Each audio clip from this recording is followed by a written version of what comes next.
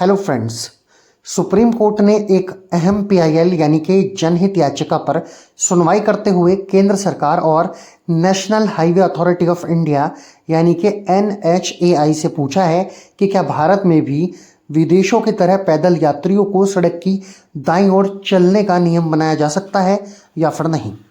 अदालत ने दोनों पक्षों को 10 नवंबर तक सभी तथ्यों और आंकड़ों के साथ जवाब देने के निर्देश दिए हैं। ये मामला जबलपुर निवासी ज्ञान प्रकाश की एक रेट पिटीशन पर उठाया गया है। याचिकाकर्ता का कहना है कि भारत में पैदल यात्रियों को बाईं ओर चलने की सलाह दी जाती है, जिससे उनकी जान को खतरा बढ़ जाता है। उन्होंने बताया कि साल 2022 में 50,000 सड़क हादसे हुए थे और इनमें से 18,000 मौतें जो हैं वो पैदल चलने वालों की हुई थी, यानी कि कुल मौतों का करीब ये हिस्सा 36% के करीब बैठता है। ज्ञान प्रकाश ने अपने रिट में दलील दी कि अगर पैदल यात्री सड़क की दाईं ओर चलेंगे तो उन्हें सामने से आने वाले वाहन दिखेंगे, जिससे समय रहते वो खुद को बचा सकेंगे।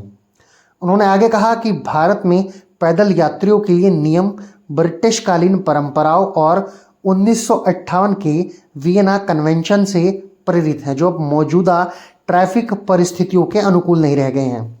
सुप्रीम कोर्ट ने यह भी याद दिलाया कि उसने 21 मई 2025 को ट्रैफिक नियंत्रण और सड़क अतिक्रमण हटाने के लिए निर्देश दिए थे, लेकिन उनका क्रियान्वयन अब तक नहीं हुआ है।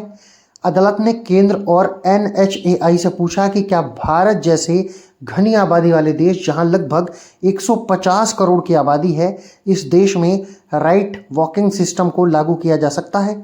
ये केंद्र सरकार से पूछा गया है और एनएचएआई से पूछा है देश की सर्वोच्च अदालत यानी कि सुप्रीम कोर्ट में। अब जान लेते हैं कि आखिर विदेशों में क्या होता है।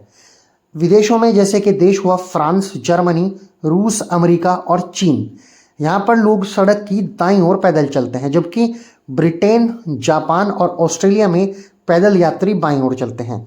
याचिकाकर्ता जो इस पीआईएल का याचिकाकर्ता है, उसका कहना है कि भारत में वाहनों के बाईं ओर चलने का नियम पैदल यात्रियों पर लागू करना गलत है।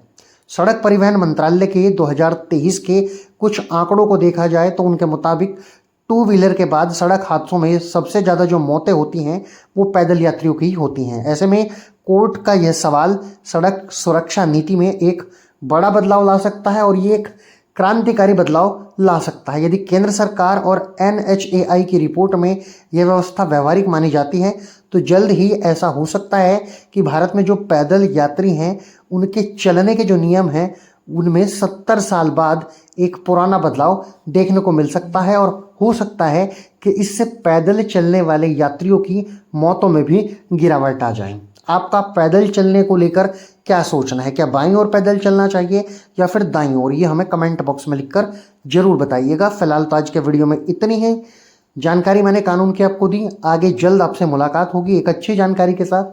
तब तक मैं आपसे विदा लेता हूँ। नमस्कार।